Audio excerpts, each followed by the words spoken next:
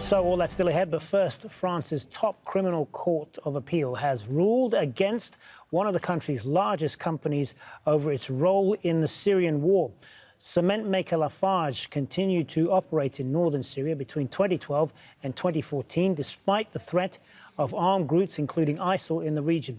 It's also accused of being complicit in crimes against humanity and so-called terror financing. Natasha Butler is live for us with more on this. So, Natasha, what does this ruling mean?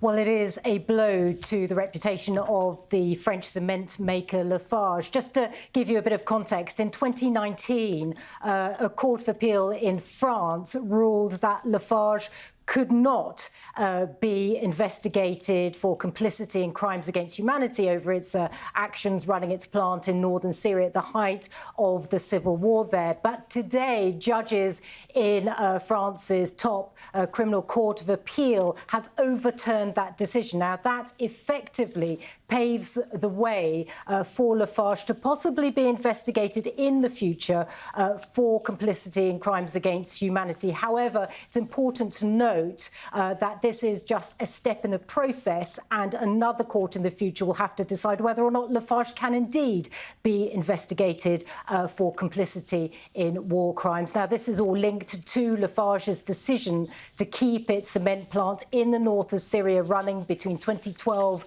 and 2014. It was an ISIL-controlled area. Activists say that Lafarge was fully aware of the risks and dangers to its employees because it actually evacuated its foreign staff but left its Syrian workers to keep the plant running.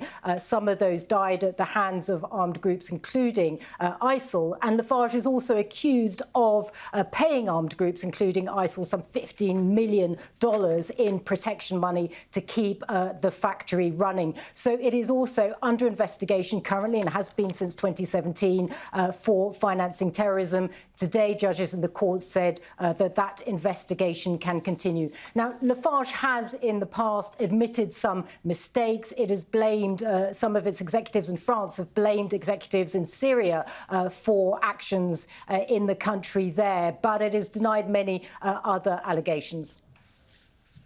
Natasha, thank you. Natasha Butler, live for us in Paris.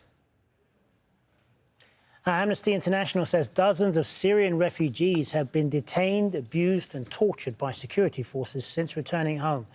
A report describes violations against 66 people, including 13 children. It says 5 are still in custody, while the fate of more than a dozen is unknown. Amnesty also criticised several countries for pressuring refugees to return. We spoke earlier to Marie Forestier, the author of the report and a researcher on refugee and migrant rights at Amnesty International. She says Syrian refugees are at real risk of suffering persecution when returning home. The main concern for us is that Syrian authorities have subjected Syrian people returning to Syria to horrific human rights abuses based on the fact that they were refugees, based on the fact that they fled abroad, they fled the conflict, they found refuge abroad. And because of this, Syrian authorities perceive refugees as opponents or as terrorists, which is the same for Syrian authorities. And they subject them to human rights violation because they are opponents according to them. So this is our concern because this perception could affect potentially any refugees, and that's what leads us to conclude that refugees are at real risk of being persecuted if they return to Syria. And that's why countries hosting refugees should maintain their protection to refugees. Some countries, especially in Europe, like Denmark or Sweden, consider that parts of Syria now are safe, as they say. We wanted to look at what is really happening with refugees when they return and are they actually safe, and we concluded that they are not. And the problem is that these European countries consider that safety is mainly a question of is there fighting, is there military hostilities, and on this topic this is true that military hostilities have reduced even though they have not ended.